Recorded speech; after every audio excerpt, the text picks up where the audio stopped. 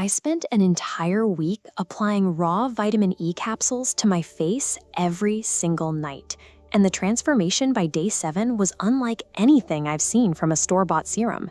My skin felt deeply hydrated, almost like the texture had been physically filled in from the inside out. But I almost didn't make it to the final result. On day 3, my face reacted with a massive localized breakout that made me want to scrub everything off and delete the footage. Understanding the difference between a failing experiment and a biological purge is the only reason I kept going. We've all been conditioned to believe that the more we pay for a product, the better it works. We see these luxury serums in minimalist glass bottles, retailing for $80 or $100, promising to repair our skin barrier. We buy into the branding, we apply it religiously, and then we're left wondering why our skin still feels tight and looks dull. The reality is that we're often paying a 2,000% markup for a fancy delivery system, while the actual active ingredients are often less effective than the basic compounds found at a local pharmacy. This brings us to vitamin E. In a clinical setting, it's a gold standard for healing. Surgeons and dermatologists use it to minimize scarring and repair deep tissue damage because it is an incredible biological antioxidant.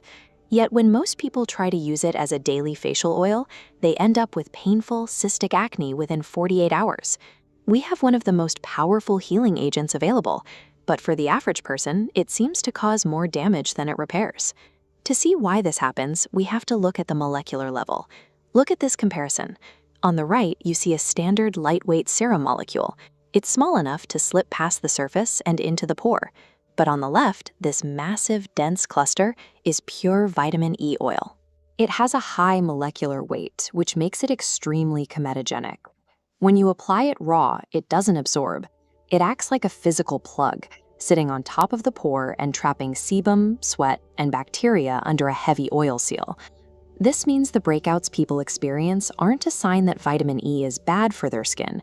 It's a sign that they are trying to force a heavy lipid through a microscopic opening that isn't prepared to receive it. Most people fail because they treat their skin like a flat surface, when it's actually a complex series of tunnels. To make this work, we have to change the physical state of the oil before it ever touches our face. To bypass the skin's natural defenses without triggering a massive breakout, I had to use the vacuum filler method. The goal here is to manipulate the viscosity of the vitamin E so it can actually penetrate the lipid barrier rather than just suffocating it. It's about preparation and ratio, not just application. This schematic outlines the specific volumetric ratio needed for dilution. You take a single capsule and pierce it, but you only extract exactly 3 drops. You add these to a secondary carrier. I used a simple water-based aloe vera gel. By whisking these together in your palm, you are physically suspending the heavy vitamin E molecules within a lightweight water matrix. This prevents the oil from reclumping into those pore-blocking clusters, allowing the skin to pull the vitamin down into the deeper dermal layers. Day 1 was a strange sensory experience. Even when diluted, vitamin E is incredibly heavy. When I first pressed it into my skin, it felt like I was wearing a mask of honey. It was sticky, it was shiny, and it stayed that way for hours. I felt a constant urge to wash it off because my skin felt heavy in a way I wasn't used to. I actually had to change my pillowcase to a silk one just to keep my face from sticking to the fabric during the night. That initial discomfort is an unavoidable part of the process. You are essentially forcing the skin's moisture barrier to stay in a state of hypersaturation. This softens the hardened sebum inside your pores and begins to repair the micro tears in the skin's surface. It's a necessary transition that prepares the environment for the transformation that happens in the second half of the week. By day 3, I hit the wall. I woke up with visible red bumps and a localized breakout along my jaw. It looked exactly like the kind of reaction that makes most people quit. As you can see in this microscopic view, the oil is stubbornly resting on the surface, reacting to the moisture and pressure. This is the moment where most people assume the protocol has failed. This diagram explains the science of what I was seeing. This is a purge, not a standard breakout. The heavy lipid layer you see here is pressing down on the skin's surface, which softens the plugs of old sebum and dead skin trapped deep in the pores. That pressure forces all that subcutaneous debris to the surface at once. It's essentially a deep cleaning process that looks like a breakout because everything is exiting the skin simultaneously. Those red bumps represent the old, trapped debris finally being pushed out by the pressure of the new lipid barrier. It's a sign the pores are finally clearing out, even if it looks alarming in the mirror. If you stop now, you leave those pores half cleared and vulnerable. You have to allow the biology to finish the cycle. To stabilize the skin during this phase, on days 4 and 5, I adjusted the ratio. I dropped down to just 1 single drop of vitamin E in a larger amount of the carrier gel. This lowered the lipid pressure, giving my skin the room it needed to finish pushing out the debris while still maintaining the healing environment. It's a delicate balance of keeping the skin hydrated without overwhelming it while it's in this vulnerable state. The most catastrophic mistake you can make right now is to attack the purge with harsh foaming cleansers.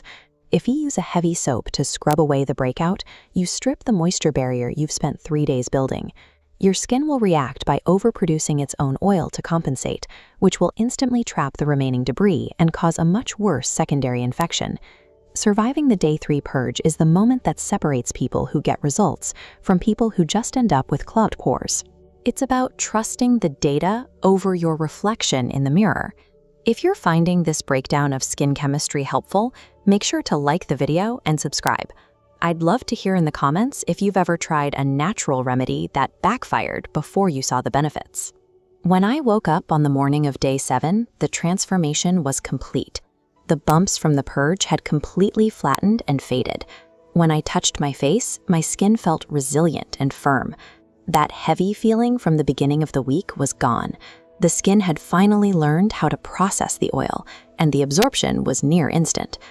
Look at this topographic mapping of the skin texture from day 1 compared to day 7. On the left, you see deep microfissures. Those are the valleys caused by dehydration and environmental damage. On the right, those valleys are gone, replaced by smoothed, elevated, and hydrated plains. The data shows authentic, structurally repaired skin, where the moisture barrier has been physically reinforced. To maintain this texture long-term, there is a specific final requirement for the protocol. You have to pair the vitamin E mixture with a heavy, occlusive nighttime moisturizer applied directly over the top. Without this second layer, the vitamin E can still evaporate off the skin before it reaches the deepest layers of the dermis. This animation shows the chemical synergy at play. The thick moisturizer acts as a physical sealant. It locks the vitamin E molecules into the skin, preventing transepidermal water loss. By blocking outward evaporation, you force the active vitamins to stay in contact with your skin cells for 8 full hours while you sleep, which maximizes the repair cycle. The most surprising part of this experiment was the cost. I achieved these results using a $5 bottle of capsules and a $3 tube of aloe gel. When you compare the active ingredient concentration to high-end barrier repair creams, you realize that you can achieve professional-grade results for less than the price of a cup of coffee.